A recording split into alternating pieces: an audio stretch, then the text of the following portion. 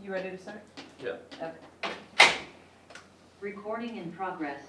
Good evening, everybody, and welcome to the November 6th, 2024 regular meeting of the Board of Selectmen. Our first Selectman, Colin Wall, and I call this meeting to order. Everyone would stand and join me in reciting the Pledge of Allegiance. I pledge allegiance to the flag of the United States of America and to the republic for which it stands, one nation, under God, indivisible, with liberty and justice for all. At this time, I'll open up the floor to public comment. I'll start in the room. If you just state your name and address for the record. Is there any public comment in the room?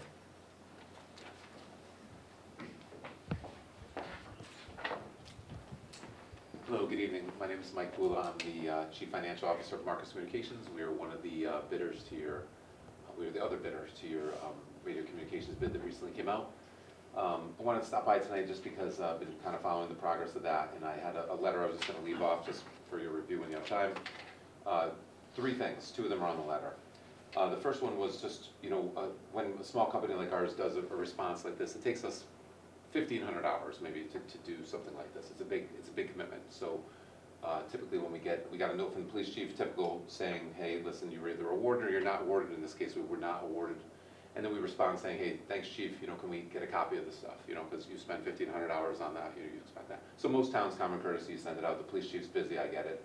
But we sent the second request, didn't get it. So I could make an official Freedom of Information request, but we were hoping that the town would extend the courtesy of just sharing the package, the bidder's response, the review, that kind of thing.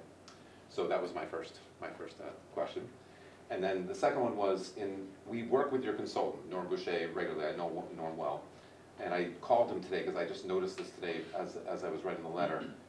In his summary that was given to the town, comparing us to Goosetown, there's a $260,000 discrepancy. Now, Norm might have been doing something, putting some costs in there that I don't understand. But when he laid it out next to each other, and again, I put in the letter so it'd be easy to understand, when you put the numbers next to each other, we compared it to what we were bidding, and it's exactly 260 different. It's 130 in one section, 130 in another. So again, Norm's a straight-up guy. I assume he was doing something that we just don't understand, but we'd love to understand that because it does make our bid price look a lot higher than what we originally bid. So if you guys could look at that when you have time. And then also, the third thing, which I didn't put on the letter, and I should have, just for general knowledge, we were called back to present in front of the police department and the committee. And we were called back because they wanted to go from our 4-site design, where we use 4 towers, and to give them a 5-site design. Now I'm one of the owners, I've been there for, I've been running the company for 25 years. We've never been called back before to make the system more expensive. So we have expensive software, designs the coverage of the town, put up our 4 sites. Norm had originally asked for 5, but we were excited to present 4. 4 just means you guys have less expense, a whole nother tower not to operate. I listened to your meeting that you guys had on October 15th. I think it was your board with the finance committee. And somebody in that meeting actually asked, do we need this tower in Agawam? And somebody said, yeah, it's only a quarter mile out of town. It's a nice site. Agreed, it is. But our design, we were excited, didn't have that tower. So, and Norm answered the question during that meeting, and he's right. A tower build can be somewhere between $500,000 and $800,000. That's an existing site, but you guys have to rent it forever. It's another place to pay for electricity. It's another site that can fail. So we were really surprised when we were brought back to make our bid more expensive, because we were 100% confident that we were going to be the best bid because we designed it with 4 sites. So if you guys had any questions about that, or if there was anything more that we could do to present what we were doing there, we'd obviously love that opportunity, because I think it was like a $500,000 or $600,000 difference between our original proposal and the more expensive one that you guys had us come back and give you. Again, highly irregular. So I just wanted to drive that home as a CPA who's doing numbers all day long. I've just never seen a town ask for a more expensive system. So that's my 2 cents on it, and I appreciate the time. Is it okay to leave this with you guys? Okay, thank you. And I'm going to stay here tonight to answer any questions that you guys might have. Thank you. I made a bunch of comments. Thank you. Okay. Thank you. Yeah, thank you. Is there any other public comment? Is there any public comment on Zoom? Mr. Minor?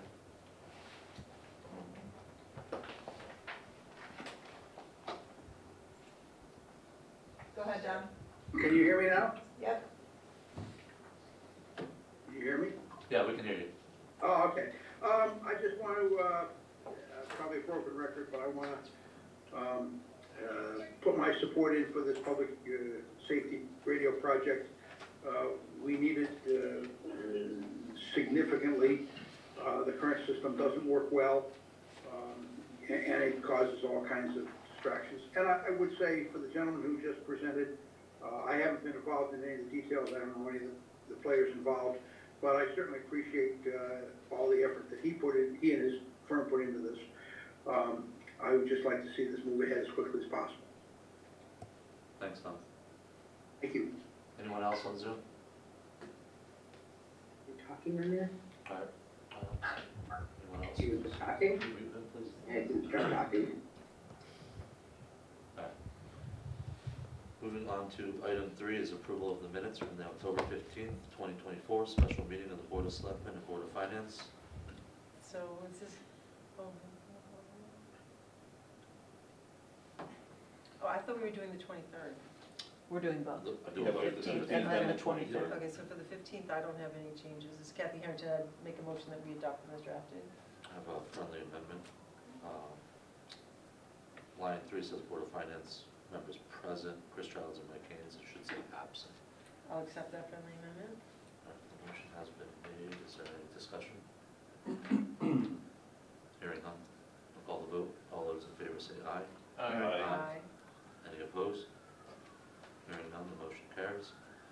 Item number 4 is approval of the minutes from the October 23rd, 2024 regular meeting of the Board of Selectmen. Okay, so for those ones, this is Kathy Harrington. I motion that they be adopted as drafted with just 2 minor changes. One is on page 4, is that we spelled Don Miner's name M-I-N-E-R both times. There's one where it's misspelled. And then on page 5, there were comments that start with Selectman Harrington noted. I just think we could put a header above that because it looks out of context, and the header could be elections, emergency, contingency plan. Okay. The motion has been made. Is there any discussion? Hearing none, call the vote. All those in favor say aye. Aye. Aye. And I will abstain as I wasn't here. All right. Motion passes 4-0 with 1 abstention. Item number 5 is discussion and approval to appoint a full member of the Economic Development Commission to fill the remainder of Brian Bannick's term through March 31st, 2025. I sent you guys an email letting you know that there are 2 alternates that are interested in moving up, Jeff Gerard and Maria Sylvester. Jeff Gerard has been on the longest, and I think it would be appropriate to move him up as from alternate to full. So I've been entertain a motion. Jerry Mahoney, so moved. All right, motion has been made. Is there any discussion? All right, hearing none, I'll call the vote. All those in favor say aye. Aye. Any opposed? Hearing none, the motion carries. Item number 6 is discussion and approval to appoint an alternate member to the Economic Development Commission.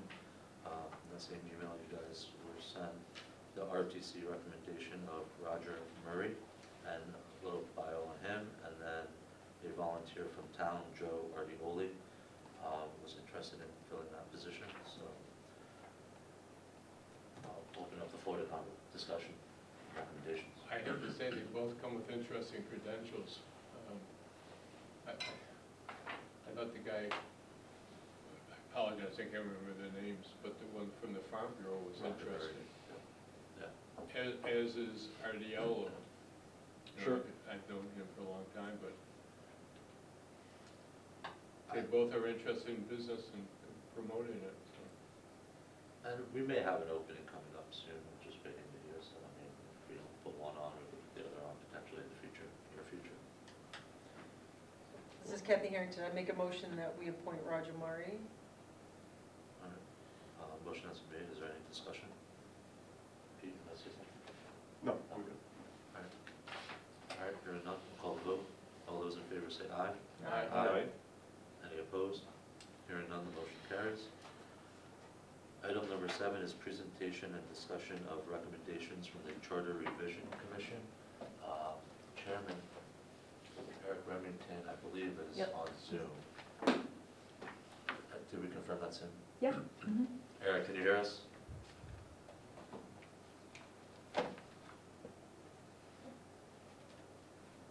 Eric, I believe you're muted.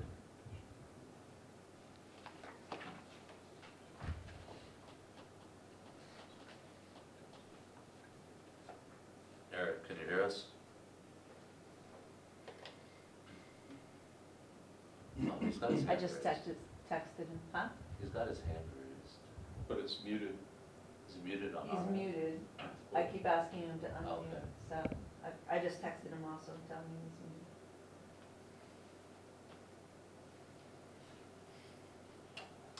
I can't unfortunately unmute him on my side, so.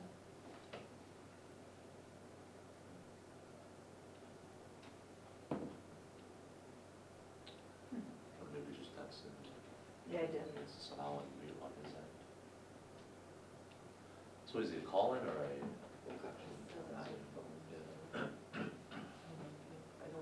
He did respond to my text earlier that was him on the phone, so I just told him he's muted. I wonder if he didn't think it was gonna be quite this quick that he'd be up. All right, we'll give him a Well, minute. we could pass that and, let's see. We could pass 7, Pass out the right to. go to 8. I'm not sure if we need a motion, but I'll make a motion, we pass 7 and move to 8 as we're waiting for the chair of the CRC. And then go back to He seven. says it's not letting him unmute. I don't know. Okay, well, we'll figure out that technical stuff. Motion has been made. Is there any discussion? Hearing none, we'll call the vote. All those in favor say aye. Aye. Any opposed? Hearing none, the motion carries. Item number 8 is discussion on affordable housing required by the state of Connecticut. You guys have had about 2 months to digest and process the recommendations brought forth by the Affordable Housing Committee. Which, once again, I'd like to thank them for all their work and their recommendations. I'd like to see what ideas the board members have based off of that. This is definitely a sensitive topic. It's certainly not just a Suffield issue, considering it's a state mandate. So I'm happy to give my opinion on the matter first. I am strongly opposed to the idea of affordable housing in Suffield. I think I speak for many of my constituents that those who move and live here come here for what Suffield is, which is a more rural community. I think affordable housing, which creates more densely populated areas, is best suited in more urban regions. I think it's important for residents to understand and know that this is state mandated, and while there is no direct consequence from the state currently, the indirect consequence is that the state allows developers to basically get an affordable housing plan approved at the state level and circumvent local planning and zoning regulations, which could potentially be seen in the near future on 2 properties by South Main Street. I think becomes a weapon. It's a weaponization of 830G, and it's a threat to residents of an abutting property and our community who have an expectation of, not living in a densely populated area. I can understand the reasoning to provide housing for senior citizens, disabled people, which we have the housing authority in the center of town, or veterans. However, I don't believe it fits within what the majority of our residents want. So based off looking at these recommendations, the only idea I would really be open to is for development on properties that we own, in particular the one that sits across from the airport, which is something I had previously negotiated about a year ago with the developer who's currently on South Main Street. So I will open the floor up to discussion to see what you guys think.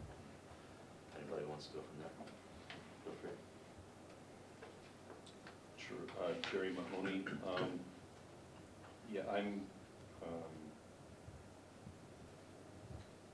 I guess the way I would say it is I'm philosophically opposed to the state imposing requirements on us. I am in favor of exploring exploring ways for which housing can become more affordable without the state shoving something down our throat. Unfortunately, I think a lot of the factors that result in the kind of pricing are not locally driven. I think that for for me, the thing that has the greatest interest for me is I look at the senior housing. We've got currently, as I understand it,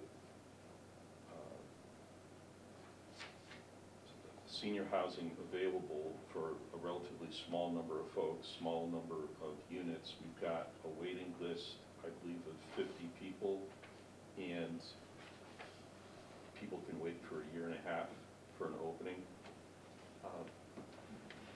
If, for folks with resources, they're in a much better position to plan for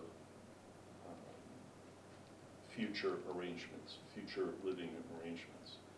Folks who have fewer resources, it strikes me that more often than not, those folks are in a position where an event takes place, whether it's a medical event, a housing event, something of that nature, and they have to act quickly, or they're out on the street. And so a situation where a year and a half wait doesn't work for folks. So I think that it would be worth exploring what can be done, if anything, in terms of senior housing. My recollection was that the chair indicated that there's a lot of funding available. I think that it would be worth exploring what does that mean? How much funding? How does that work? What conditions come with the funding, if any? If municipal or property that is under the control of the municipality is used, does that satisfy any obligation of the town in order to secure funding, those sorts of things? And if the information we were to receive on the funding side of things it remains interesting or satisfactory or worth moving forward, then I think that it would make sense to continue exploring. Okay, let's look at particular properties that we have. One that, for me, off the cuff, makes sense would be the Bridge Street School properties right across the street from the senior housing that we have now. There's been a lot of folks that have a lot of ideas about what to do or not do with that property.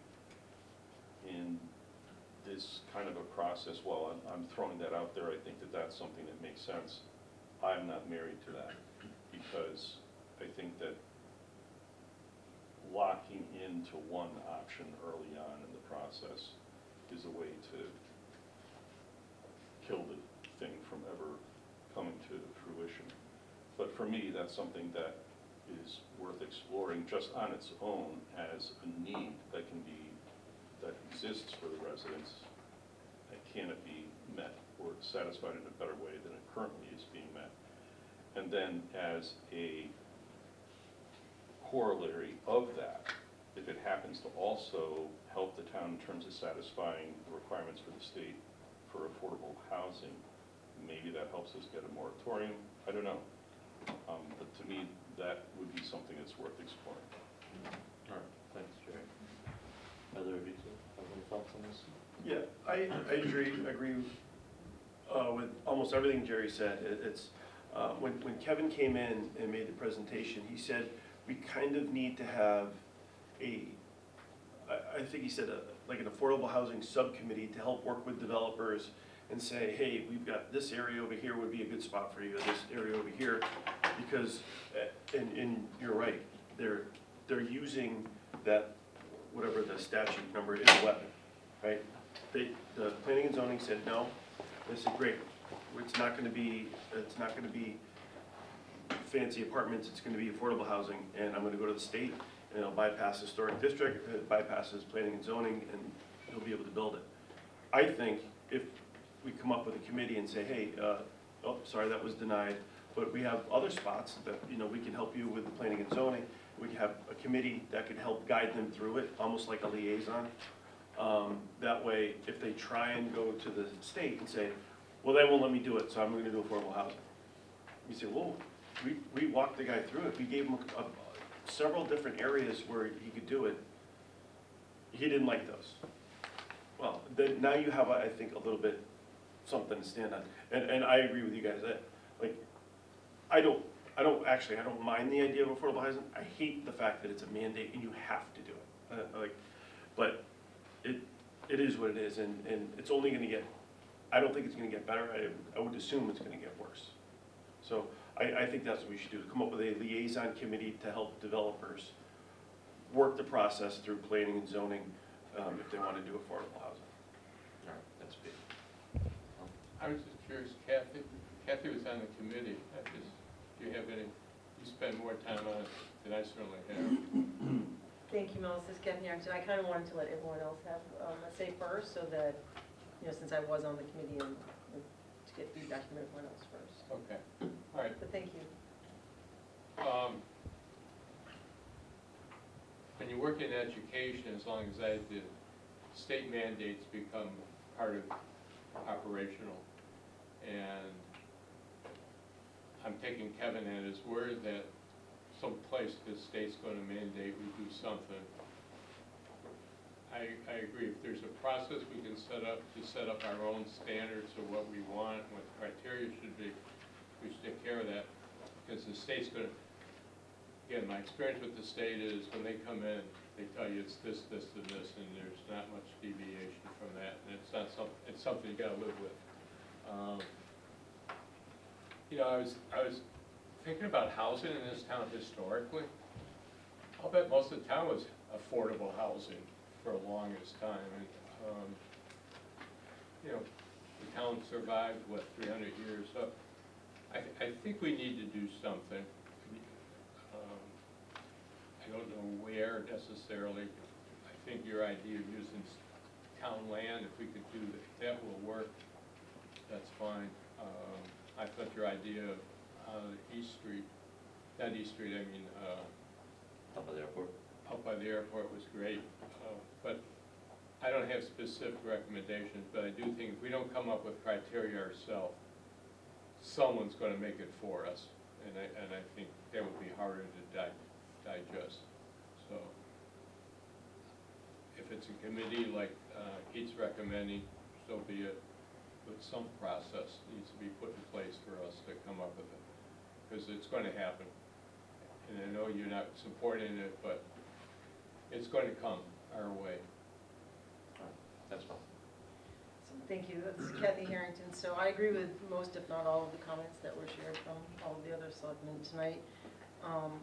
So I'm not going to restate all those, but the points that I just wanted to make was, I spoke about this to the commission. Well, first I should just say that, you know, we did a lot of work, everyone. I was really impressed with the amount of work everyone did, and you know, they were assigned a different section, and it was really impressive, and their dedication was evident. But you know, I was honest with them, and that I did not agree with the recommendation to extend the life of this commission. I think they did a great job, they did great work, but you know, it was a 1.5-year long process. We came up with some great recommendations that a lot of them really need to go to planning and zoning for them to look at their regulations and how they do things. And as you mentioned, now the town has to decide, do we want to be proactive and try to develop some of our land and do things like that. My sense is that the person to really work with developers and shepherd this through is Bill Hawkins, who I know I'm going to leave off part of his title, but I know he's the town planner and as well as like 6 other things. He already works with the Planning and Zoning Commission. He already, you know, deals with developers who want to come in and file petitions, whether they're 830G for affordable housing or just other petitions for developments they want to make. I think he's a great resource. He's very knowledgeable. He's trained in it, and he's one that can work on behalf of the town. And I think that you just get it done faster with like a town employee versus a commission. That's my sense. So I would ask that he, you know, look at this report that he helped us come up with and determine next steps you know, for everything, whether to, you know, to have P and Z look at the things that have been requested, as well as the things that Colin and everyone else has mentioned about, do we put out an RFP saying we have certain land and we're looking for, this is the type of development we're looking for senior disabled, and veteran housing, and see what people propose to put on those properties. Yeah, I think it's important that we get this process moving, because, you know, let's just say we build something and or give it to a developer, a piece of our land, it's gonna take years to get this done. And throughout those years, until we hit that number of, let's just use 300, I think it's 298, the developers who come in can still use 830G on us the whole time, and I just think it's unfair to our residents who own property here and expect a certain level of ruralness, not high density. And I'd just like to put an end to it quickly. Because we're going through it right now. We don't have a plan submitted, but, you know, you hear the rumors, you hear what this guy might do, and nobody wants it there. It's unfair to them, and I understand that. I just think we have to start making some decisions. So I'm for Bill Hawkins taking the lead on this, because he is day-to-day. It's gonna move a lot faster. I think the Affordable Housing Committee did a great job, but it did take a year and a half, and that's just because that's how commissions and boards move, right? Not everyone can meet every day. I know you guys want a committee, or I like the idea of one. What are your thoughts about just handing this off to Bill Hawkins? Bill's a very capable man, but he's got a lot of hats. And just wonder how many balls can he juggle? Well, remember, you worked with a consultant. Sorry? You worked with a consultant originally to develop the housing plan, We- so he was already on this. Then Okay, he worked well, with the committee. If he's got a consultant to work with it, that makes it more understandable. But to just give it to him without any other external help, I think would be, I mean, he's doing all kinds of stuff over the years. I mean, his job has expanded tremendously. And if we want to, and usually what he does, he's so thorough at it, that it you know, something's going to suffer if we don't give him some help. If you give him some help, that makes sense to me. Why don't I meet with him, discuss with him how much of a workload this is to be a consultant with him? But I want to give him like a guide, like where do we want to start, right? Do we want to look at properties in town, like maybe the airport property, and like, or do we want to start with planning and zoning and see what they think we need to develop, like a plan for developers? Which direction? we Does wanna the go? fellow whose name I can't pronounce, who does the economic development, has he got any expertise in this area to help Bill? I can talk to Chad. I believe that's who you're talking about, right? Economic development specialist. Yeah. Yeah, I can talk to him too, and then the state department. So we're all on board with passing this to Bill Hawkins.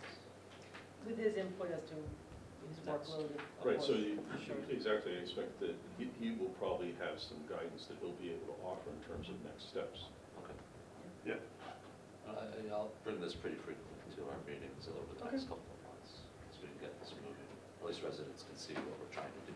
It's not an easy process, it's a long process. Yeah. I would say it's going to be extremely difficult moving forward. Yep. Okay.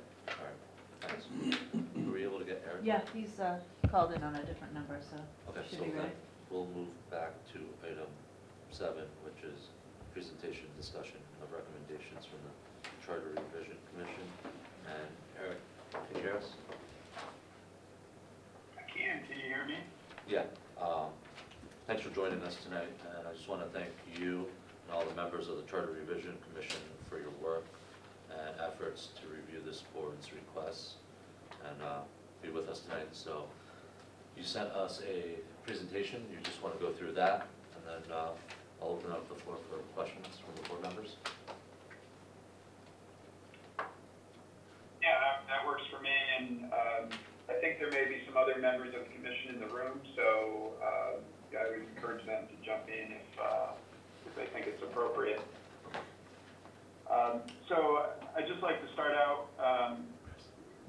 this presentation, some of it is repetitive to the last time that we presented to the Board of Selectmen, so I won't go through everything line by line, but I did want to start out just by thanking the members of the committee.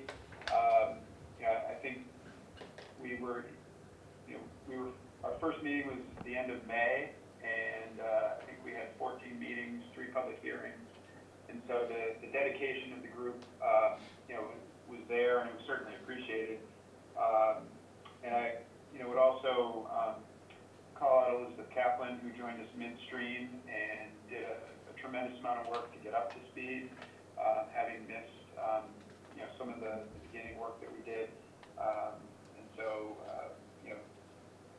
got up to speed and contributed from the time she joined. So everybody's efforts were very much appreciated.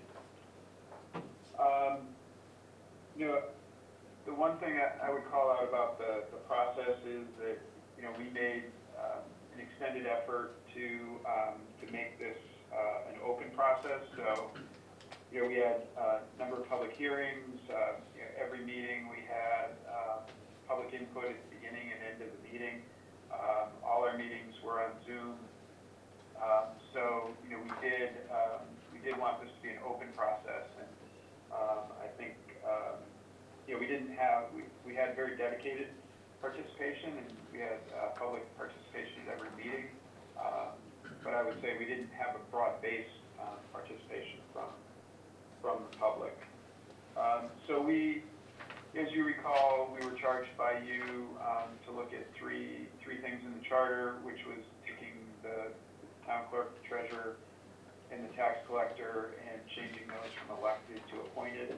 And we did go through looking at all of those, and we'll go through that. But our final recommendation to you tonight is that we recommend that the treasurer position does migrate to being appointed from elected, and not the town clerk and the tax collector. We'll get into some of the reasons for that.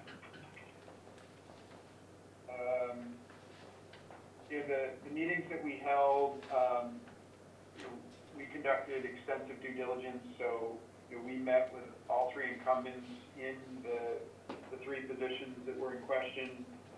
We met with previous office holders of all of those positions. Colin came to meet with us, and several other former first selectmen, and we took input from former first selectmen.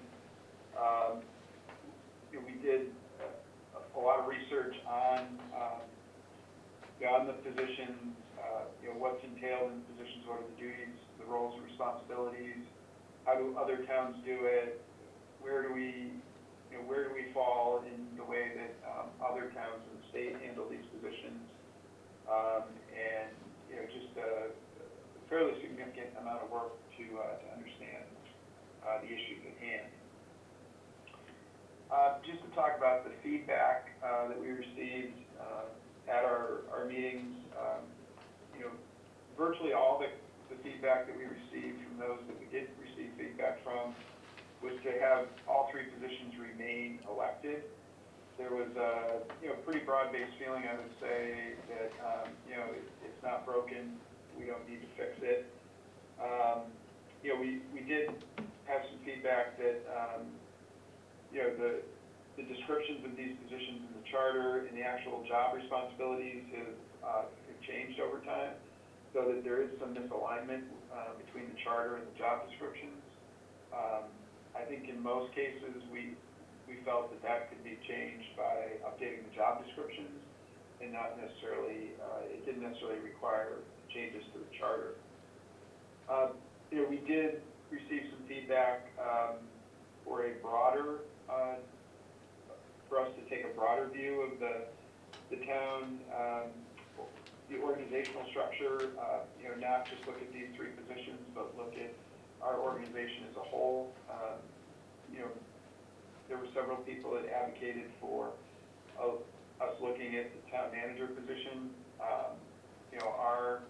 That was not our charge, and I think the consensus of the committee was that that wasn't our charge, and that wasn't something that we chose to engage in at this stage, as far as this particular charter revision commission goes.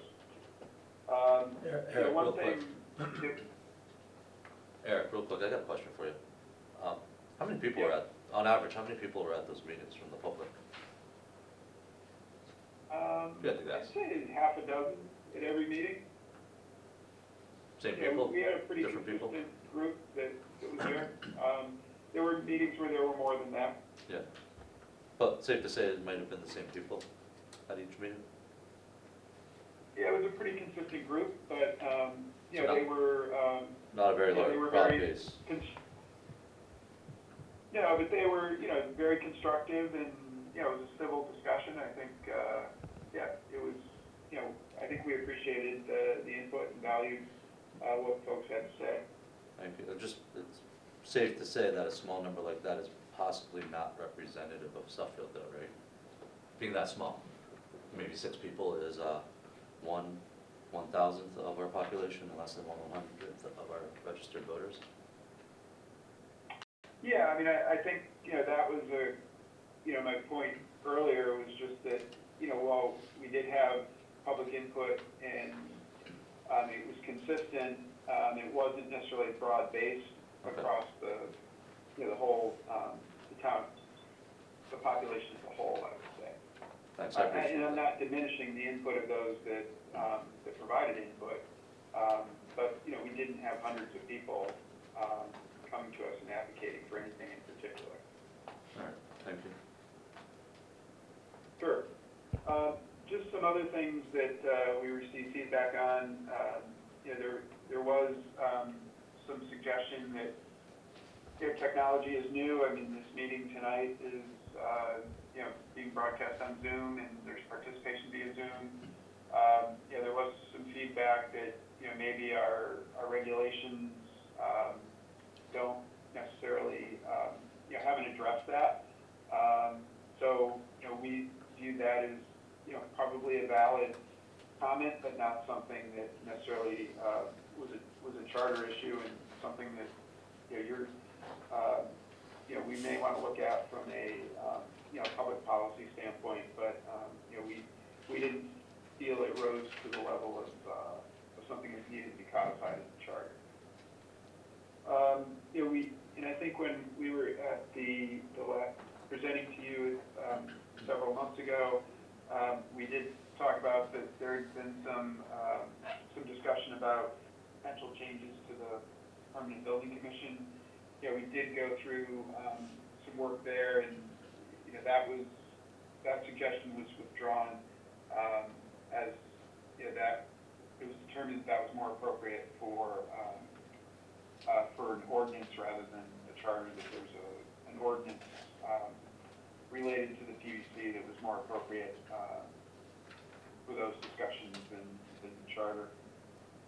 And the last thing I would point out is you know, that we did get some feedback that felt the ethics ordinance and the ethics code was a little weak. You know, I think we thought that, you know, that seemed to be valid in some respects. So not something that was part of our charge and responsibility, but you know, we did want to mention that again, it's something that, you know, we may want to have somebody look at, whether that's the Board of Selectmen or the Ethics Commission. That you know, there probably is some opportunity there to maybe look at a refresh. So moving on to the town clerk and tax collector, you know, as I said earlier, most of the feedback we received was for the 2 positions to remain elected. You know, we did do a lot of due diligence and research there. And, you know, there's benefits and drawbacks to both positions, you know, whether it's elected or appointed. You know, in the end, our recommendation is that those 2 positions remain elected positions. And I would say the key arguments that we heard related to that were that, you know, elected officials are more accountable to voters, which is certainly the case. That you know, every 4 years they have to go before the voters. That you know, they are more accountable to the voters. You know, it does provide a level of independence from elected officials. So you know, whether it's the Board of Finance, Board of Selectmen, First Selectmen, you know, whoever else they're interacting with, that by being elected, that they do have a level level of independence that, that those roles wouldn't have if they were appointed and, you know, like other department heads in the town organizational structure. You know, the other thing that I think we felt was that by having town residents who are elected and accountable to the voters, that, you know, we do get a higher level of service than just an employee. And so, you know, that was another factor. You know, and I think I mentioned earlier, the other thing we heard was it's not broken. So we don't, you know, people didn't see a need for change because what we have is, you know, the consensus was that it's working. So, you know, I think the bottom line was that, you know, if you look at other towns, I mean, they're kind of mixed, that we're not an outlier by having these positions still elected. You know, there wasn't a groundswell of support for a change. So our recommendation for both these positions is that they remain elected. Thanks, Eric. So moving on, Oh, go ahead, sorry. what's that? Go ahead, I thought you were done. Oh, go ahead. No, I was going to move on to the treasurer. So, as I mentioned earlier, the treasurer position, we are recommending that this be transitioned from elected to appointed. And, you know, I think what it came down to is that the duties of the role have become much more complex over time. That the duties and responsibilities have evolved into daily responsibilities. So there's a daily cash management aspect to the role that, and, you know, I should start out by saying that, you know, this is in no way a reflection of our current treasurer, that, you know, she's doing an amazing job, and, you know, she does much more work and expends much more effort than should be expected of her for the stipend that we pay her to do the job. But, you know, we had a recognition that she's not going to be there forever. And, you know, the charter is, you know, it looks, it's a much bigger picture view. And so, you know, our thought was that, you know, while we're fortunate today that, you know, 10 years from now, we may not have the same person involved, and that, that we thought it warranted a change. You know, the other thing that is a little concerning, or could be concerning if you didn't have somebody with the integrity of the treasurer that we have today, is that, you know, the treasurer literally has access to tens of millions of dollars of the town's funds. And, you know, that, you know, we could elect somebody that, you know, did not have the integrity and the attention to detail that, that we're fortunate to have today. So, yeah, that was something that, that was a concern of ours. Yeah, and, you know, while many towns still have elected treasurers, if you look at our neighboring towns and peer towns, which, you know, are similar in size and economics to us, you know, we are a bit of an anomaly. I think, I don't remember the exact number, but I think it's something like 40% of the treasurers in the state are still elected. But, you know, for towns our size, I mean, it did seem like, you know, we're getting to the point, the level of sophistication that we thought it made sense to make this recommendation. And, you know, I think the final thing I would point out is that, you know, we, the current treasurer, you know, our recommendation would be that even when this moves to appointed, that our recommendation would be that she be appointed to fill the role as long as she's willing to serve. But, you know, obviously that's not our decision, but certainly our recommendation.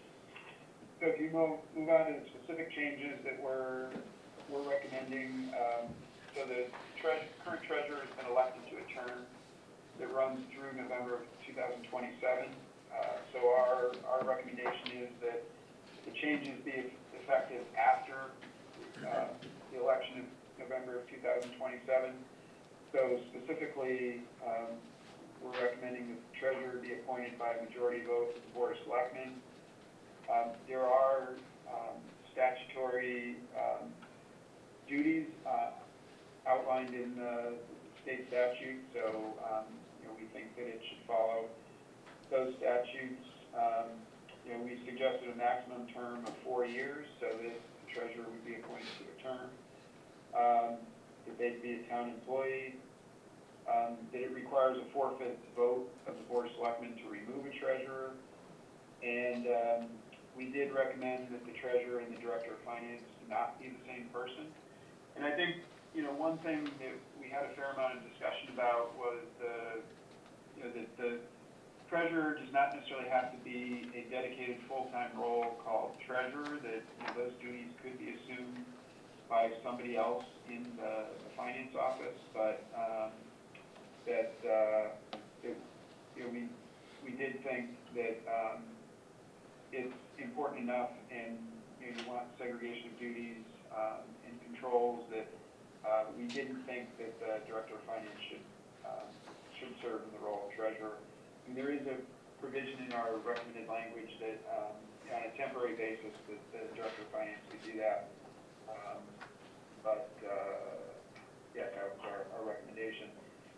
And I already covered ethics. So I just close by, thanking everybody who was very cooperative and accommodating.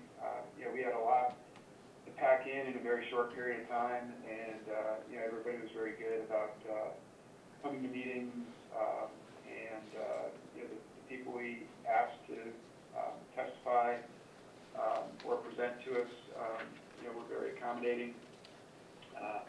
I think I acknowledged the members of the public already that it was a very collaborative and respectful, constructive discourse, so that's certainly appreciated. And I would also like to call out Derek Donnelly, the town attorney. He was very helpful in the process and very responsive to us, so that's certainly appreciated. And Selectman Harrington was a very important, very contributed greatly to our discussions, and so we certainly thank her as well. That's what I had. I don't know if there's anybody from the committee in the room that would like to add anything, or certainly be willing to open it up to questions. We do have one member with us. Yeah, I Right, can't like think that, of anything to add on top of that, but if there are questions, I'll try to answer them. All right, thank you, we appreciate your time on there.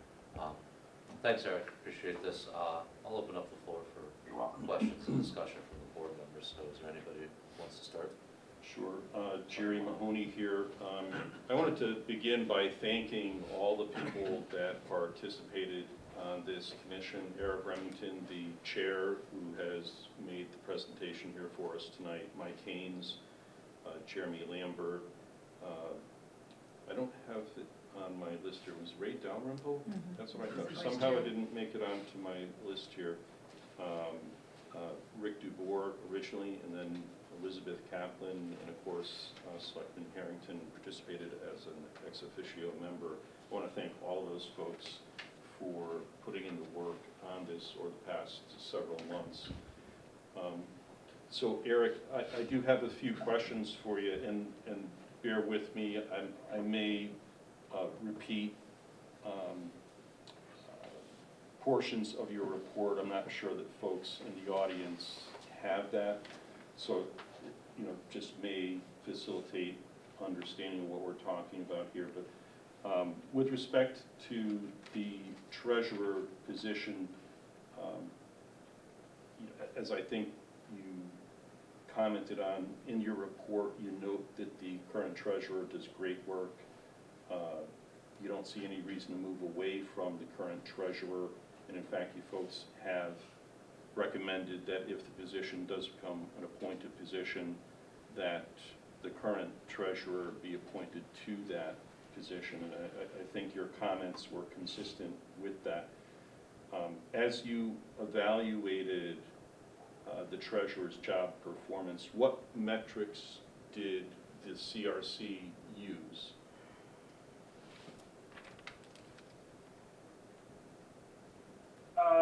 Well, it was the feedback of, I have personal experience having served with the treasurer is when I was director of finance. We talked to the existing director of finance and certainly the Colin. Yeah, I mean, I think it was just our knowledge of the current operation and the feedback that we received from all those that presented to the commission. Okay. And I think, the other thing I would point out is that, in the time that the treasurer has been there, the cash management aspect of the role has grown greatly. And, the best metric there, I think, is if you look at the town's interest income. It's gone from, I think, $125,000 a year to close to $2 million a year. So I think, that's probably the metric that stands out the most. Yeah, that's startling, really, to see that kind of a difference. In the report, you've identified a group of key arguments for the treasurer to be appointed, and I'm just going to repeat them just for the benefit of the folks that don't have a copy of your report. The duties have become more complex over time. There are daily responsibilities. The treasurer has access to tens of millions of dollars, and I think you talked about, in the report you refer to, an anomaly, which, as I understand your comments, the anomaly that you're referring to is that there's a slight minority, about 40% of the folks or municipalities in the state that have the treasurer as the elected position. But those are the key arguments that the CRC identified in support of the treasurer being appointed. Would you be able to just flesh that out a little bit for us, give us a little bit more detail on how these considerations led the CRC to recommend that the treasurer be appointed rather than elected?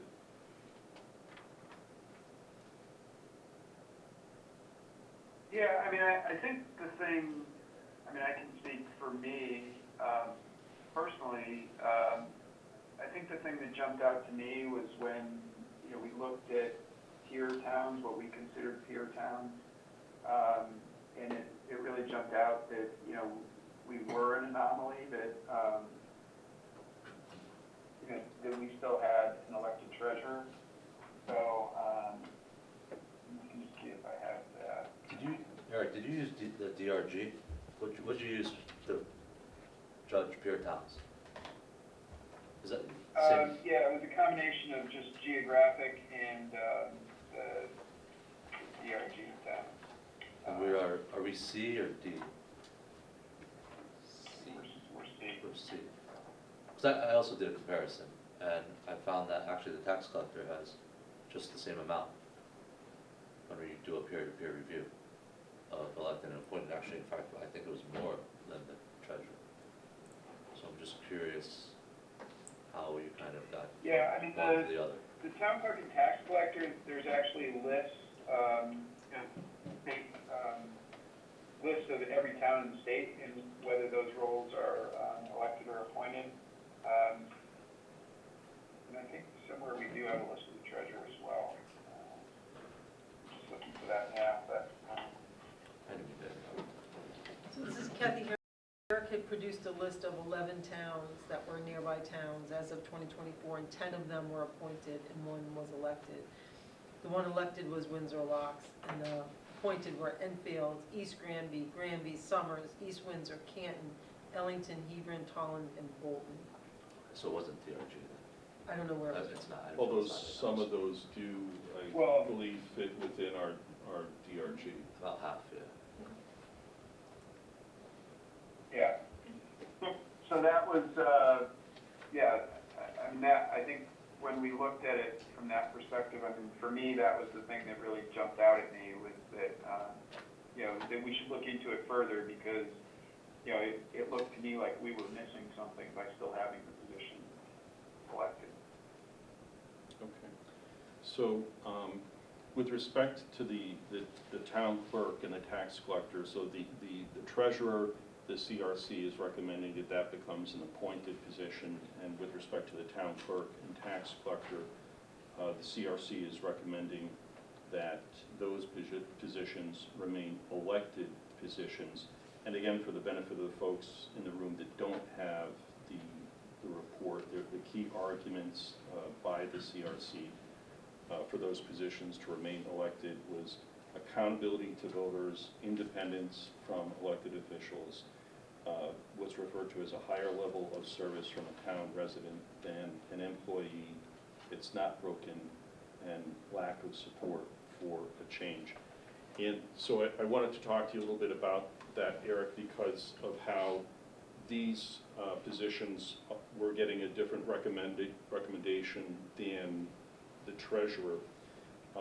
With respect to voter accountability, I wanted to ask you about that because my recollection is that the town clerk and town tax collector generally have not had contested elections, whereas at least more recently, the treasurer has been contested. So, I mean, it strikes me that if there's not contested elections, is there really voter accountability for the town clerk and tax collector?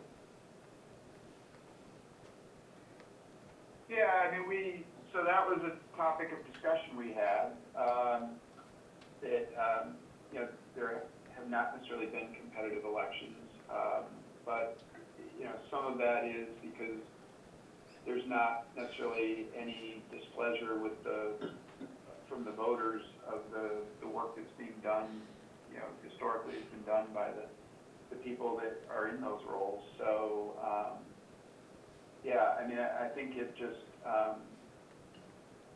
you know, I think having somebody in an elected role is always more accountable than somebody who is in an appointed role and insulated directly from the voters. So I think, yeah, that's where that, and some of that is just the feedback that we received from those that we spoke to.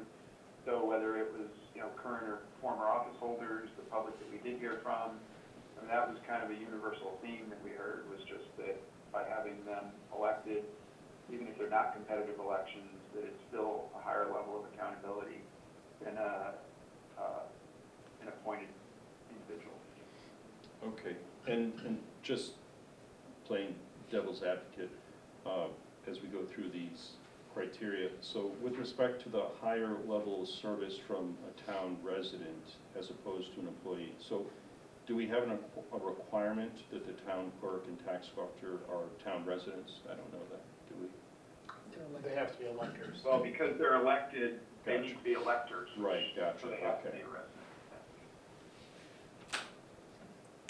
Isn't there an argument to be made that folks who are not residents of the town, there's a benefit that they are not part of, let's say, an old boy network or that sort of thing? They can come to a decision from a potentially unbiased position?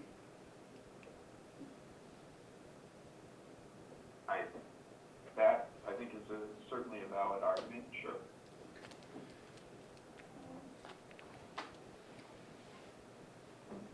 And with respect to the lack of support for the change in the town clerk and tax collector, if I understood your report correctly, the public comment was also in favor of keeping the treasurer elected, is that right? Yes. Okay.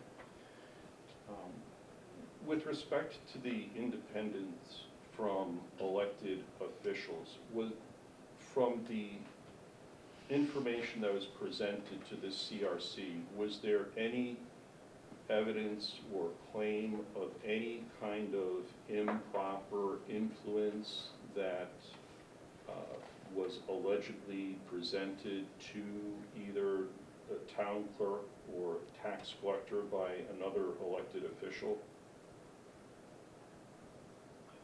No, I think that feedback came more from former elected officials that, you know, whether it was former first selectmen, I think, or some of the former office holders in those roles that, yeah, that there just was naturally a,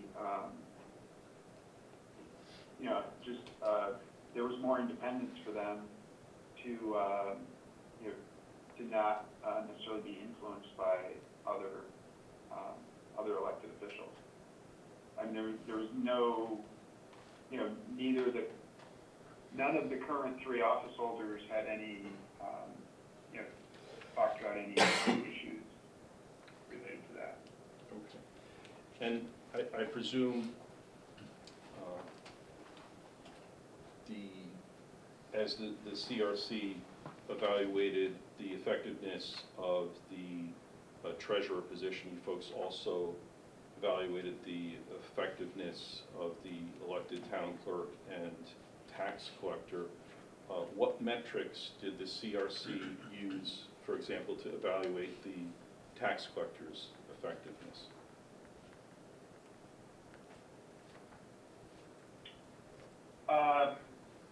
You know, I'm not sure that we evaluated the effectiveness of the current office holders. I mean, you know, we were looking at the positions as opposed to the individuals currently holding those positions. So, I mean, I think, you know, we did, I think both the tax collector, excuse me, and the treasurer did present some data, you know, about the collection, you know, the tax collector collection rates, you know, the town clerk, some of the numbers of recordings and, you know, things like that, the statistics that they use to, you know, to show what, I think it was more, just explain to us the role. You know, not everybody on the commission was familiar with those roles, and so, you know, I think we received some of those metrics to better understand the roles, but I wouldn't say that we necessarily evaluated them. Okay.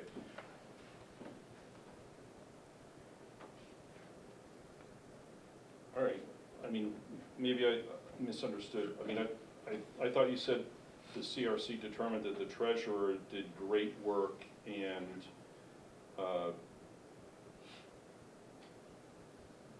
the CRC was recommending that she be appointed as a treasurer if that position became appointed, and I can't remember exactly the phrase that you used earlier, but you know, during your presentation or during this discussion we're having, you know, I thought you made commentary that you felt, the CRC felt that she was doing an outstanding job. So that sounded to me like there was some evaluation of the effectiveness or job performance of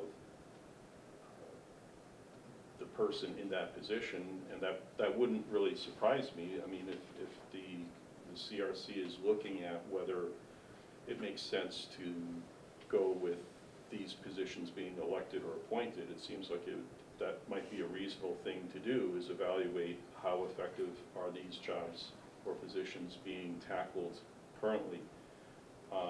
Did you receive any information from the tax collector about the current job performance or effectiveness of that position?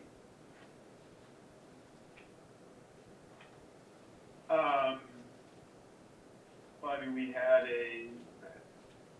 she came and spoke to us at a meeting and talked about the role. I think it was more about the role of the job, or, you know, the role that the tax collector fulfills. I mean, you know, it's a public meeting, and we didn't necessarily get into job performance for anybody that I recall. Okay. But you know, I would say that the charter is, I mean, in my view, if there's a personnel problem, the charter is not the place to address that.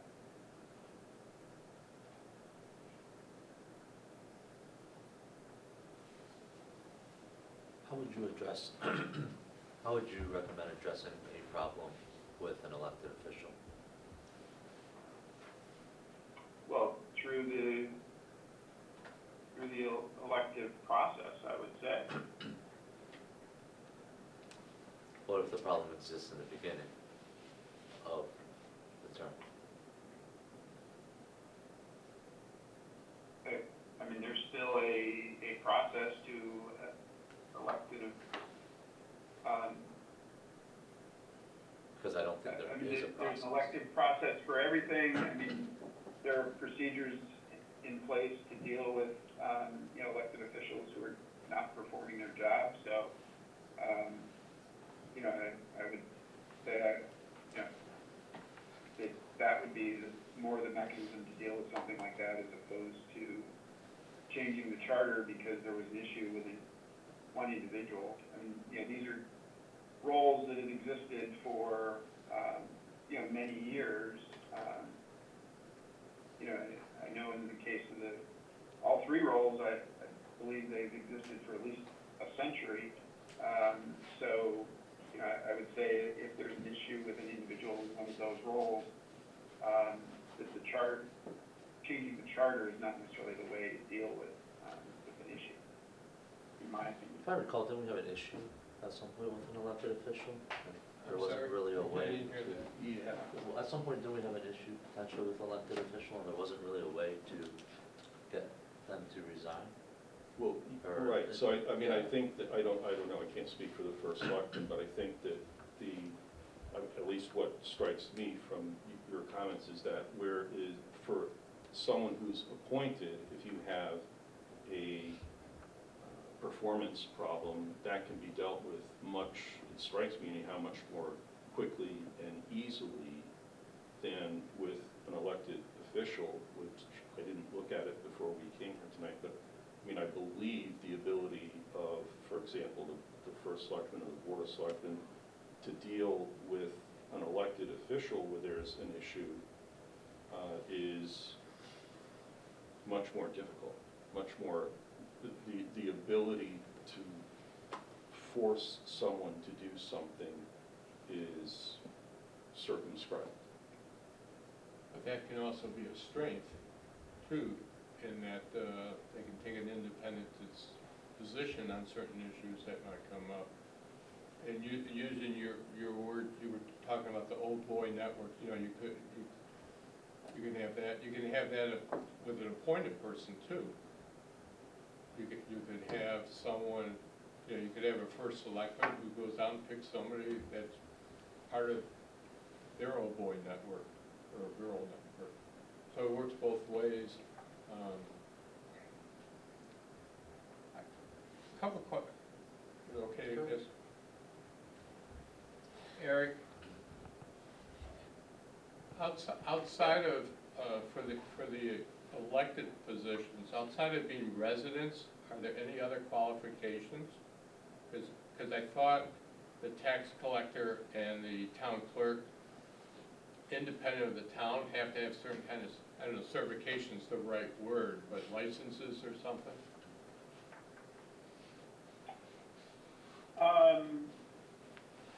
I don't recall off the top of my head. I think the town clerk nobody needs the certifications to be elected to the roles. But I believe there are certain certifications that need to be obtained over time. I don't have that in front of me specifically. Okay, what those are, but- I've talked to Kathy Dunai about it. She talked about some kind of, and this is my word, it might not be the right word, but like a certification, some kind of. Derek, sir, you can answer. Yeah, I can Derek hop can in answer. on that. I mean, there is a town clerk certification process. Okay. It's run through the University of Connecticut, I think. And it's basically a series of classes to become a certified town clerk. The tax collector has something very similar. That's to meet statutory requirements. You don't need to meet those requirements in order to run for those positions, but you have a certain amount of time where you're supposed to be working towards those goals. And I don't remember the exact time frame off the top of my head, but my memory is that it's like 5 years or something like that. So But as long as you're in that process, you can request extensions and those sorts of things. So, you know, I know in the past, it's been something that town clerks and tax collectors, assessors go through something similar as well. You know, it's important that they receive it, but the idea is not that you have it before you run for that office. So one of the things that the CRC considered is, you know, there is a learning curve to all of those types of positions. You know, while people are getting certified, while they're learning the job, those sorts of things. Is there any value in putting that qualification into the job description, or? I mean, I think the CRC discussed it. I mean, if you want and Eric can probably speak to that. I mean, from my opinion, that significantly limits the pool of electors who could run for an office if you have those specific qualifications. But they're going to have to get it, if I'm understanding you correct, let's say Mrs. Smith decides to run for the tax collector. She's got a certain amount of time, she's got to get whatever that certification is, whatever they call it. Anyways. Yes, so as a, for instance, let me answer a different way. There's only 2 people in Suffield who I'm aware of who have this town clerk certification, and they both work in the town clerk's office. So that if you have that requirement, it significantly limits your pool. There's also a couple of cases out there, and I don't have them handy, but I'm aware of them, that prohibits restrictions on certain elected officials as a prerequisite to run for office. So, I mean, I do think it's a non-starter, and I don't have those cases in front of me, but making something a prerequisite to running, in my book, is a non-starter. No, I wasn't suggesting that. I was just using your point is, if someone decides they want to be the town clerk, they have to know within whatever the time frame is, they have to get whatever that certification is. Yeah, they need that for the state, so for the state certification. So it sort of goes into it. When you know, if you decide you're going to run for a town clerk position, you're going to school. You know, if you get elected, you're going to school for, you know, a certain amount of time until you have that certification. What happens if you're not certified in the meantime, for both positions? As long as you're working towards it, my understanding is the statute allows for it. So you can do every day-to-day task, Correct. even though you may not be qualified or know what you're doing? Correct. So we would wait 5 years with somebody who doesn't know what they're doing, potentially? Potentially. Okay, because there's only 2 town clerks, there's actually 3, the other one works in Windsor. So there's only 3 qualified town clerks in the town of Suffield. So for potentially 5 years, we would have to have a town clerk that doesn't know what they're doing. So why would we not get the most qualified person by appointing them, rather than appointing for an elected position?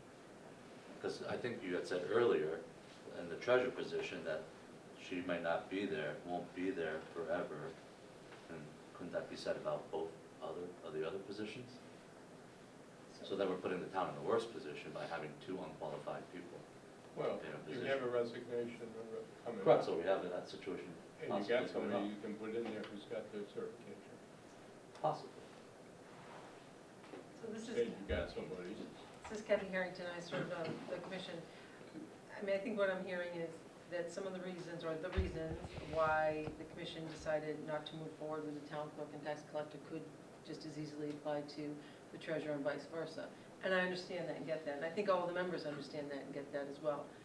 The night that they voted unanimously not to move forward with the town clerk and tax collector and changing it, we had just had a town meeting where the residents resoundingly shot down the blight ordinance that we spent a long time on, and that we really felt the town needed and would do a real service to the town.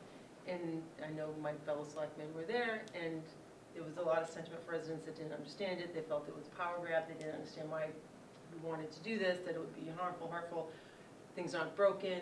Why can't we just leave stuff the way it is? In the sense, my sense really was, from the commission members, was that's exactly the same thing. If we recommend there's nothing broken with these 2 positions, that these are kind of beloved people and who have been in there for a long time, and there's nothing, they're doing a very good job, that it's not going to pass from the residents, that they really didn't have a chance, and they decided to then focus on treasurer, because as Eric has noted tonight, it was kind of striking that towns really near us and nearby us are appointed treasurer, and that our treasurer is handling a significant amount of money. And as Colin mentioned, we had an issue with our past treasurer with the town's money. And so the thought was, perhaps this is something that could make it through a vote by the residents. And that maybe in time, if this does get passed, maybe in time, the town clerk and tax collector could be reevaluated at that time. But just knowing that our residents really don't necessarily like change. I just think it comes down to more that simplicity. It wasn't that there aren't good arguments. Yeah. I tried to make some of those arguments myself, and I think other members did as well, but just looking at it in terms of practicality, what we would get through. I mean, look what happened last time with the CRC with the recommendations. We had a lot of excellent recommendations that you worked on, Jerry, with the committee.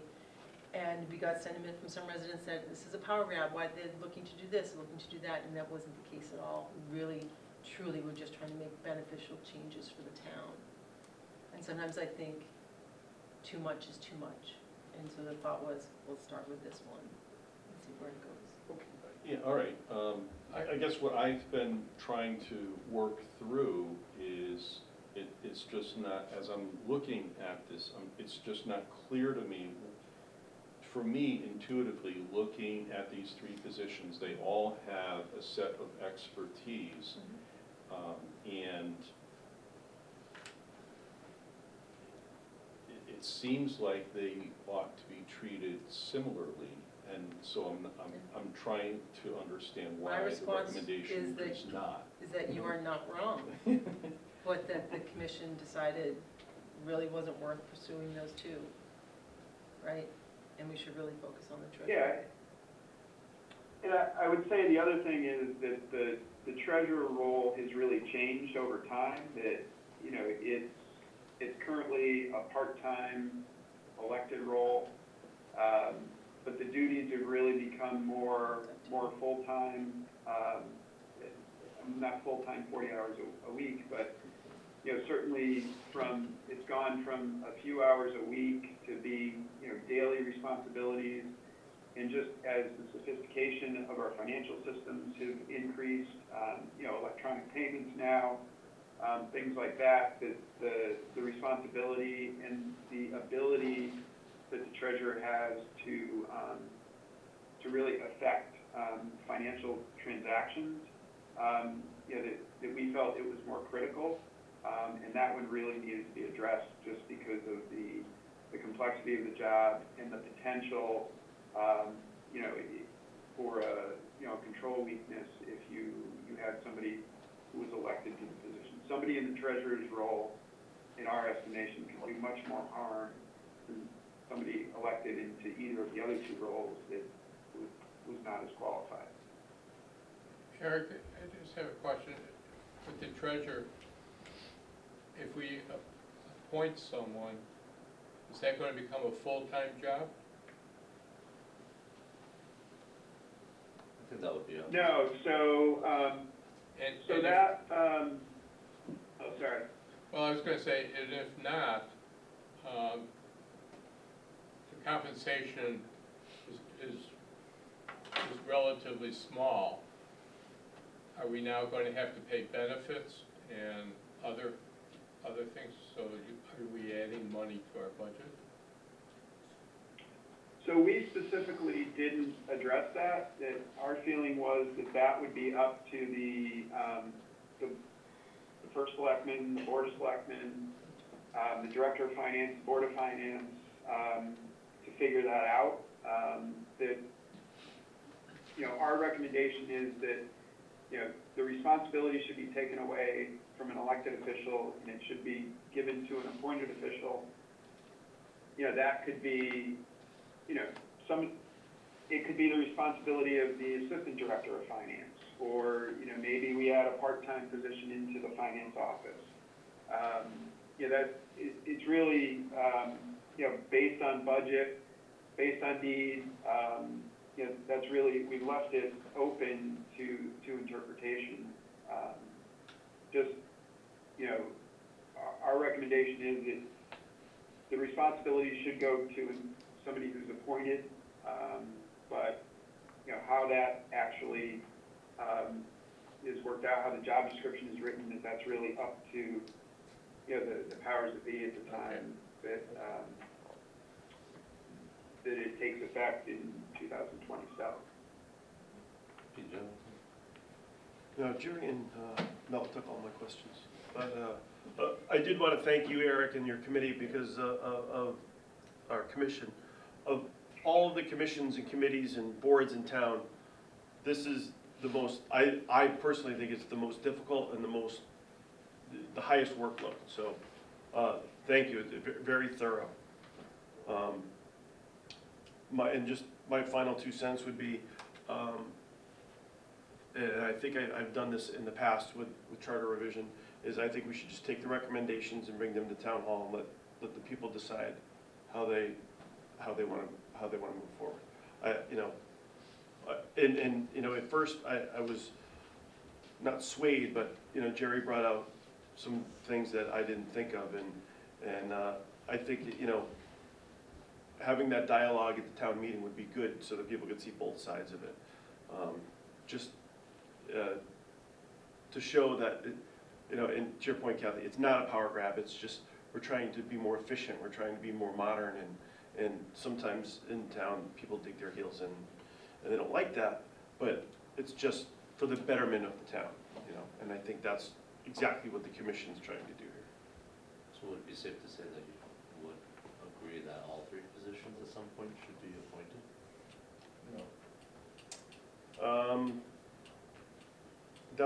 That's where I'm kind of, now I'm on the fence, I don't know. At first I was gonna say keep them all elected, but now I could be swayed, but it's too fresh right now in my mind. Do you have anything else? Okay, Derek wanted to say. Yeah, I was just gonna talk about the process from here on out. Yeah. If that's helpful. Jared, do you wanna just hand those out? Do we want to maybe just Kathy get Kathy's question? Okay, thank you. Yeah, so it's not a question. I just wanted to reiterate something that I mentioned at our last commission meeting, which just was that it was a real pleasure working with all these members, as we noted that, they have really time crunched. They were very dedicated. They were super thorough. Everybody worked really collaboratively together. And I really encourage all of them, including Rick DuBois, who felt compelled to resign. I really encourage all of them to step up and volunteer for other positions that are open on commissions and committees. That's so highly I think of all of them. And I really want to thank Beth for stepping in late and really getting up to speed. And she had a lot of great constructive suggestions for the changes. So it was really a good experience overall. Yeah, I just want to draw your attention to, this is the CCM sort of guidelines that they do, the packet that they give their members. And there's this great little step-by-step thing. I think we looked at this once before. So I want to turn your attention to step 5, because that's where we are in this process. Okay, so now that you have a report from the CRC, you have to hold a public hearing on that report, okay? Give people the opportunity to provide you with feedback on what you've received, okay? Following that, and you've got to do that in the next 45 days, okay, from receipt of the report. So I think the report was sent to you, was it Friday. Friday, so yeah, so it'll be 45 days from the 1st. So once you've had the public hearing, you've got 15 more days after that to where you can recommend changes to the report if you wish. And essentially that is to say, look, we don't agree with this, we want you to take another look at that, those sorts of things. You send it back to the CRC. It says you're supposed to confer with them. Typically, we have done that in a communication format, where we've sent, literally, the first selectman has discussed it at a meeting, the board has decided what they would do, and then the first selectman has sent a letter to the CRC about additional changes that they want. Then finally, after that, CRC's gonna meet, and they've gotta get back to you in 30 days, okay, with their final version of the report. At that point, you've got 15 days, and I know that's why I wanted you to have this, so you see the timeline. We had a lot of 45, 30, 50. But in the end, you get an up or down, yes or no, on pushing this forward, okay? So the last time around with the charter revision came, I think, initially with like 27 recommendations. Board of Selectmen said, hey, you guys did great, but we really need to narrow this down. You know, can you give us your top, I think it was 14 or something, and CRC met, they narrowed it down, they came back with 14, and then those were submitted to the electors. The one other consideration that's just kind of important here, you know, it's a little easier with the recommendation as it stands right now, okay? But how the question is worded ends up being very important. So you can parse out each question, right? Or you can do it a lump sum should the changes to the Charter Revision Commission to make the treasurer an appointed position be adopted, something along those lines. So you do have a couple of ways to address that. And I only bring that up early on this one. If the treasurer position were to go forward to a vote, there's various sections. I think there's really 2 sections here that have changed within the charter. One doesn't work without the other, so it would really need to be an up or down vote on that question, which would include all of those various changes. So, I do have a question, Derek, on this. So when we look at step 6, so it says within 15 days of the hearing, the appointing authority may recommend changes. So if there are no recommended changes, when does the report become final? Because it says if there are no recommended changes, the report becomes final. So I ask if there's like another 15 days. No, it becomes after.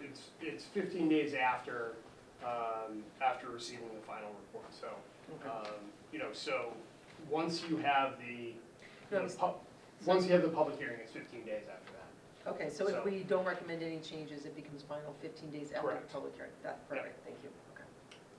One of the problems we want to have, we're in the holidays, right in the middle of the holidays, for the timelines you got here. Right, and that's also worth noting.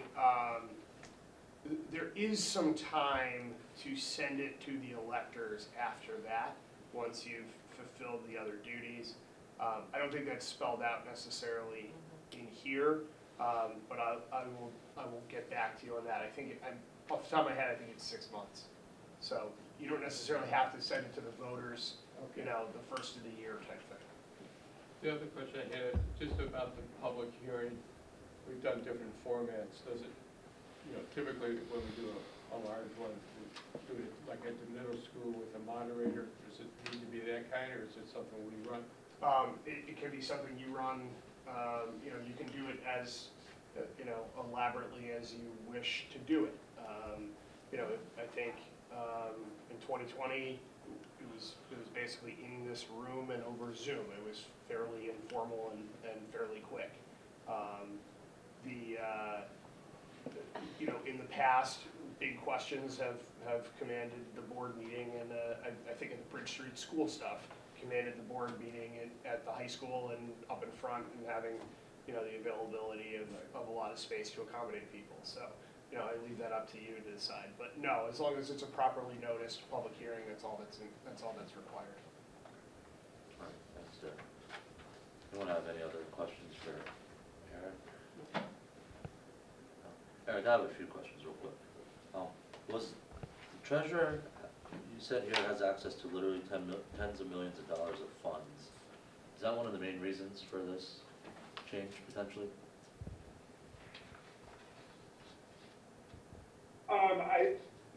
I think it was just the scope of the job and the access to funds. There's a lot more risk. Our feeling was there was a lot more risk with the treasurer position just because of the nature of the job. You know, just from a control standpoint, that you know, electing somebody to that role who wasn't qualified could have much more damaging effects than the other positions.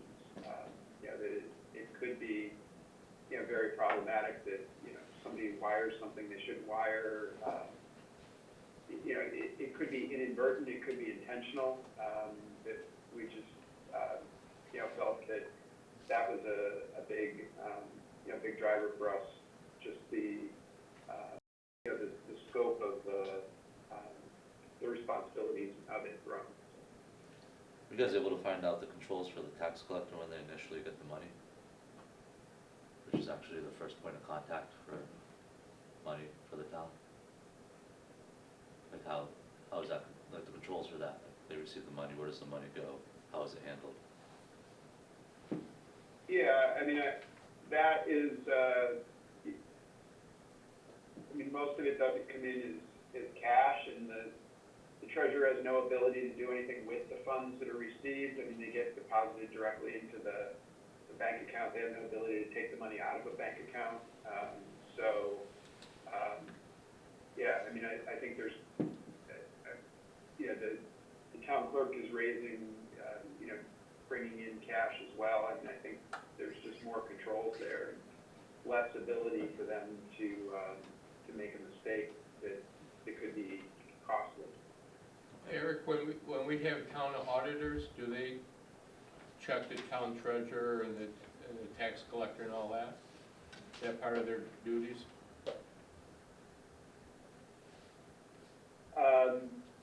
Yeah, I mean, they're looking, at the end of the day, the auditor is expressing an opinion on the financial statements. They're looking for material misstatements. So, as part of that, they're doing control work. That they look at all the different functions, but, they're not necessarily specifically auditing the individuals. They're taking a bigger picture view.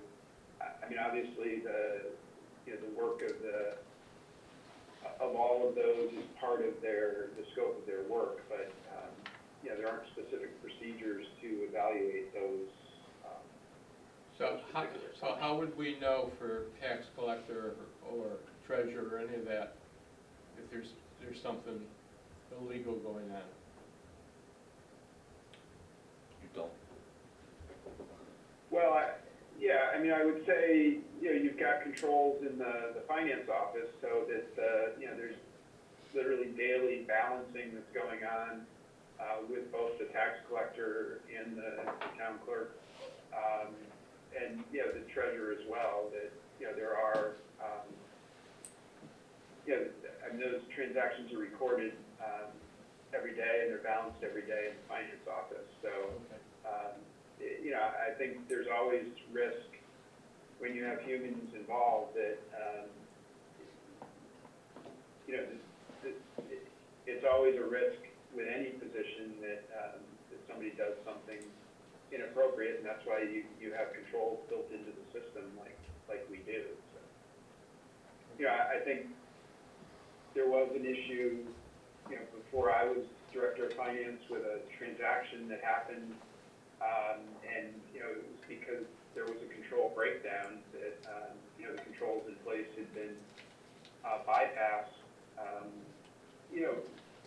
not necessarily so that folks could do anything inappropriate. It was more for convenience, but at the end of the day, it resulted in a fraudulent transaction, not somebody, somebody was defrauded. They didn't commit fraud for personal benefit, but those are, you have to have a strong control environment, and I think for the most part,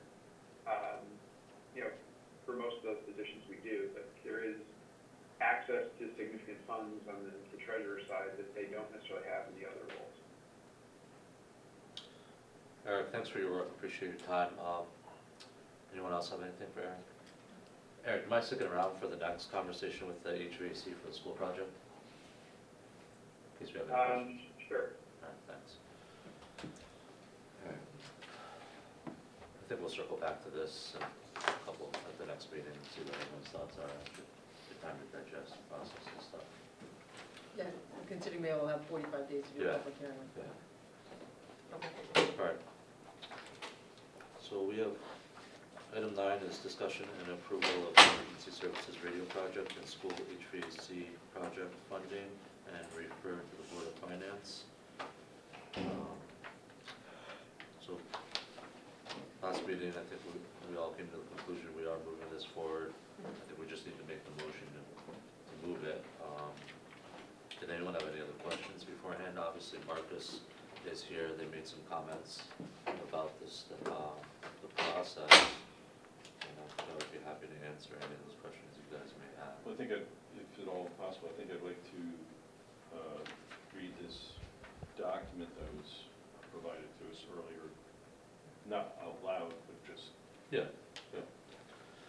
And maybe I'll catch you up on some of the comments that were made. Attorney Donnelly was, I guess they asked for some of the paperwork, the RFP paperwork, so I don't know if they have access to that immediately. Yeah, so the RFP is not a public document until a contract's awarded. So the RFP itself, obviously, is a public document, but the bids, the bid process, all of those things remain sealed until such time as a contract's awarded. Once a contract's awarded, then those documents are then public documents. So specifically the competitive proposal and scoring matrix? Yes, all of those things. Now, we did receive I did get an FOI request on this just yesterday, or Monday, actually.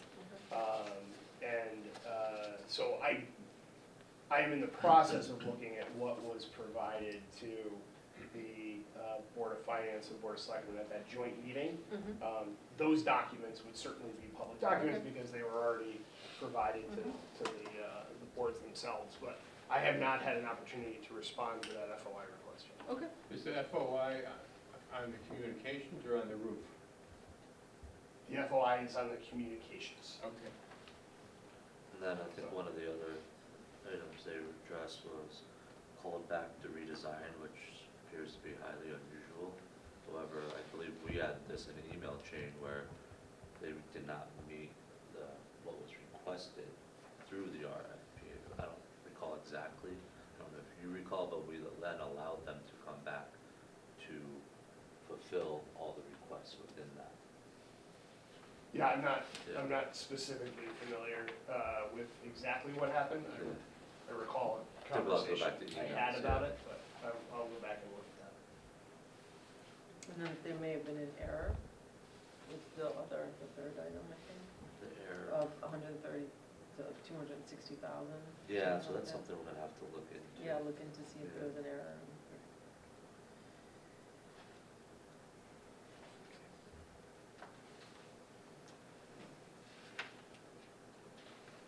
You guys had a chance to read this? Do you have I any just concerns? glanced at it.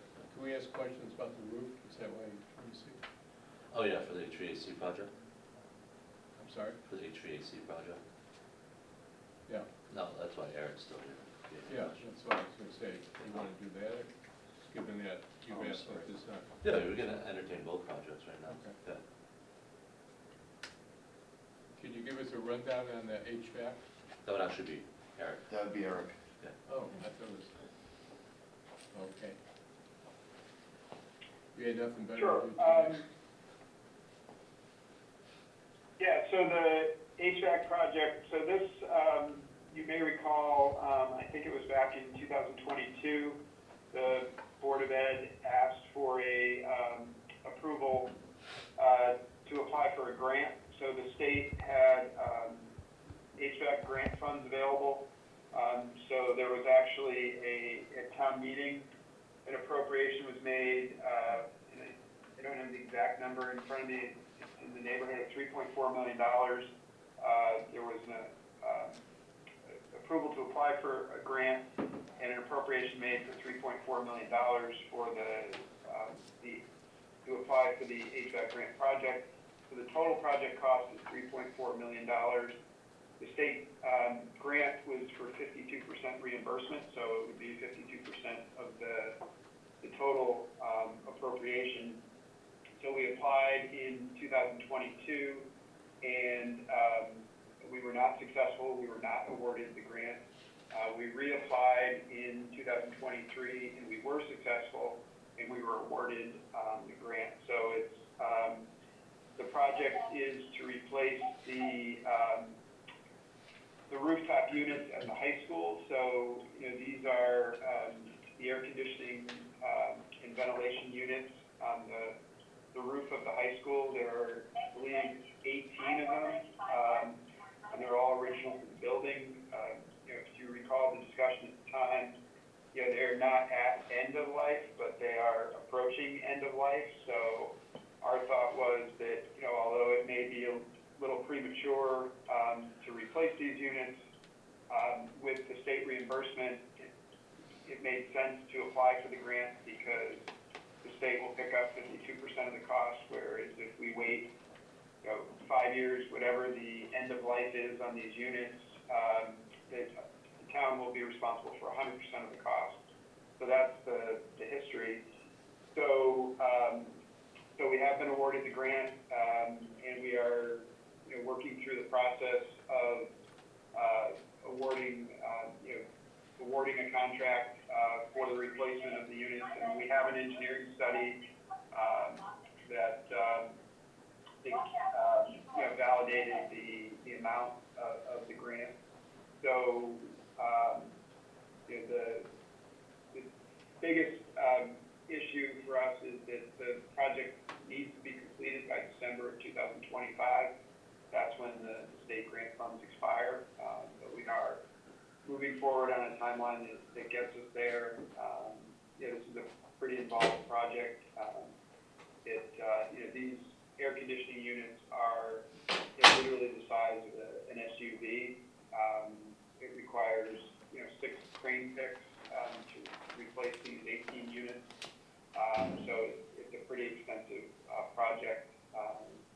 But that's the history, and I believe the details are that it's originally it was appropriated to come out of fund balance, but I believe undesignated fund balance, and I believe there's been a change that now we're changing it, and it will be funded through a bond offering.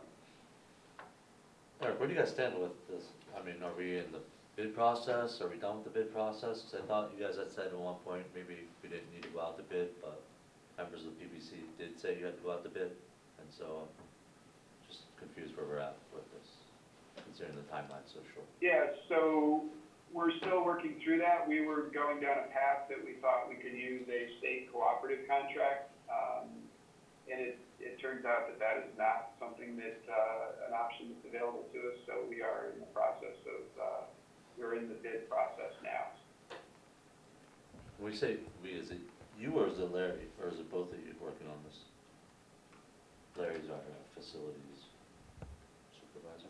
Well, it's a collaborative effort, so, I think the statutes are ambiguous, and as we, we're doing our due diligence to make sure that we were following the appropriate path. We were given conflicting information, and, in the last week or so, we've validated that we do have to go out to bid, so we are in the process of preparing a bid to go out. I believe we're going to discuss that with the Permanent Building Commission tomorrow.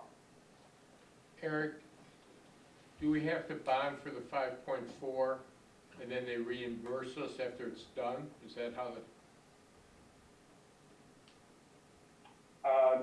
Yeah, Derek's still there. I think that's, I believe that's the way it works, but I would ask Derek to confirm that. Bond council confirmed all that with us, the way we could fund it at the last meeting. No, but I'm talking about the state. State reimbursement. Yeah, what happened, at least in the past, what's happened is this, you have to come up with the full amount up front. After the project's done, then you get reimbursed after you submit. So I don't know how the bonding council, I know will do that, but I'm just saying. Yeah, typically that's how these work. I haven't read this specific grant, but typically, that's usually how it works, yeah. And the one thing is make sure we keep our paperwork, because that's what screwed us up on the high school. Right. All right, are you guys gonna get this done on time, given the delays now? How long has it been, like 4 or 5 months that we've had this project? And so you only have summertime to get this done? Yeah, we've got till December 25, and the the biggest issue for us is the lead time of ordering the equipment, and we're still fine on that, and we've got till early next year to get the equipment on order. So, yeah, we've got a timeline, would allow us to complete this certainly by December of '25. How much time can you do any work? Can you do it when the school's open? Well, the plan is that most of the work would be completed during the summer. As I said, it's pretty extensive work with removing these units, the existing units from the roof and placing the new units on the roof. So the work plan we have calls for that to be done during the summer. I mean, if everything isn't fully connected and operational, we can still operate the building. But the actual movement of the units is not something that we want to be doing, certainly when the school is in session. Just one thought, you might want to look into make sure you can have school in session when they're working on some of the parts of their project. Sometimes they make you closed. Yeah, no, we'll make sure we do that. Anyone have any HVAC questions? Any further ones?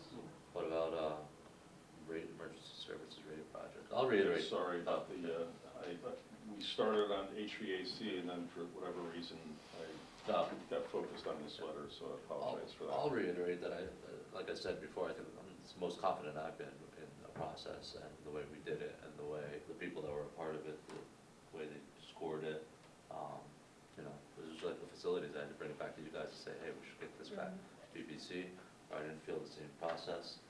I would also like to point out that there is a Board of Finance member that has openly stated that they know Marcus, somebody at Marcus, and I think that's a conflict of interest, so I'm wondering if this is part of what's going on right now. I'll put that out there in public. So there could be a conflict of interest. But I'm confident with moving this forward as is. Do you need any action on our part? Yes, Yeah. so I move that we approve the emergency services radio project and school HVAC project funding and refer to the Board of Finance. All right, the motion has been made. Is there any discussion? Just a question, do we need to put an amount on those? No, we got that paperwork from bond council, so we're Okay. just gonna go through Okay. those motions back and forth between us and Board of Finance. Because I think, Mel, this is Kathy Harrington's, I think that what we want to do is get these approved. We can start spending towards, the goal of doing the bond, and then we will probably look and see what happens with the facilities master plan, and that might be joined in with the bonding to make it worth. All right, is there any further discussion? All right, hearing none, call the vote. All those in favor say aye. Aye. Aye. Any opposed? Hearing none, the motion carries. Item number 10 is public comment, so I'll open the floor to public comment in the room, and then I'll go to Zoom. Is there any public comment in the room? Just to clarify something I just brought up, so you're right, we were called back to clarify, because we did do the bid wrong. We gave you 4 sites instead of 5. Okay. Because nobody would use 5 in the site in the town, it's a waste of money. So that's just why we did it. So you're overspending by the 500,000. So that was my big message today. Okay. Okay, thank you. Any other public comment in the room? Any public comment on Zoom? I see one hand raised, but I don't see who it is. Mr. Gothier, could you just state your name and address for the record?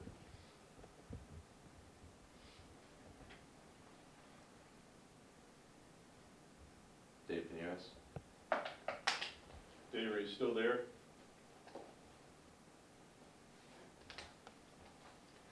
He's unmuted. Yeah. Dave, can you hear us? Maybe he stepped away from his cell phone. All right, Dave, one last time, can you hear us? All right, maybe he didn't mean to raise his hand then. Yeah, might be. All right, is there any other public comment on Zoom? All right, seeing none, I will move to item number 11, which is selectmen updates. So last time Chief Cunningham was here, we sent some volunteers down to help town of Berlin fighting the Hawthorne fire, so I just want to thank the volunteers that went down. Captain Luke Cannon, Captain John Guzzi, Engineer Paul Godin, Firefighter Rachel Davis, Roger Dubiel, Michael Letizio, Timothy Saradakis, and Christopher Swore. So thank you to those guys who volunteered to take the time to get out there. Just a reminder, we have our Veterans Day programs running all morning Monday at all 4 schools, and then we have one at 11 a.m. at the Veterans Monument to unveil the Global War on Terror Monument memorial that we've been working on. I invite you guys to join us. I want to thank Mark Servione and the boys soccer team for volunteering to help us install the field of flags and the flags around the Veterans Monument. Flags are still available, so you can call Chris Lambert, the First Selectman's office, if you're interested. Let's see. I want to thank the registrar for their work and all the employees they had, the countless hours for early voting and election day. They did a great job. The process was smooth, and I only heard good things about the whole process and that, so thank you to them. Reminder that Suffield Light is exactly in 1 month, and I want to thank the library, the community services building, and all our businesses that joined us during the trick-or-treating. This is the first time we spread it out this year, and there was over 200 kids that came out, so thank you to them. And just want to let you guys know we will be rolling out a new communication platform called Suffield Connect next week. I want to thank IT Director Becky Ossinger for her work on this. It's a system we already use. We just expanded on the system. It's called Everbridge. Basically, we're able to streamline messages from all aspects of town, first responders, selectman's office, townwide warnings or messages we need to send to people. Sign up, you can click what you want. So we're going to roll that out next week. It's going to be a lot better system. To residents? To residents, Also? yeah, Okay, great. it's for residents. Okay, We great. tested it out with our employees to make sure we worked out the bugs. Okay. But it's going to be a very streamlined process. Anyone have anything they'd like to share?